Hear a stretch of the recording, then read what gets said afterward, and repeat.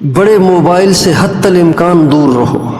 ہزاروں بچیوں کی عصمتیں پامال ہو گئیں، لاکھوں باپرد بچیاں بے پرد ہو گئیں اس موبائل کی وجہ سے۔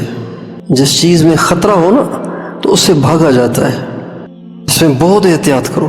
اس وقت ساری دنیا میں سب سے زیادہ جس بات سے بے دینی پھیل رہی ہے، اللہ کی ناراضگی والے کام ہو رہے ہیں، سب سے زیادہ وہ موبائل ہے۔ سب سے زیادہ اللہ تعالیٰ کی ناراضگی کا جو باعث چیز بنی ہوئی ہے نا، اللہ کے نبی کی ناراضگی کا جو چیز باعث بنی ہوئی ہے وہ یہ بڑے بڑے موبائل ہیں۔ اور ان کا ایسا سسٹم ہے، ایسا اس کا نظام ہے کہ ایک آدمی برائی نہ بھی دیکھنا چاہے پھر بھی اس کو دیکھنا پڑتی ہے۔ عجیب بات ہے بھائی، کسی کا دل چاہے وہ برائی کھولے وہ دیکھے، ایسے نہیں ہے، بلکہ جو نہ چاہے اس کو بھی برائی دیکھنی پڑتی ہے۔ اب بتائیے کتنی خطرناک چیز ہوئی۔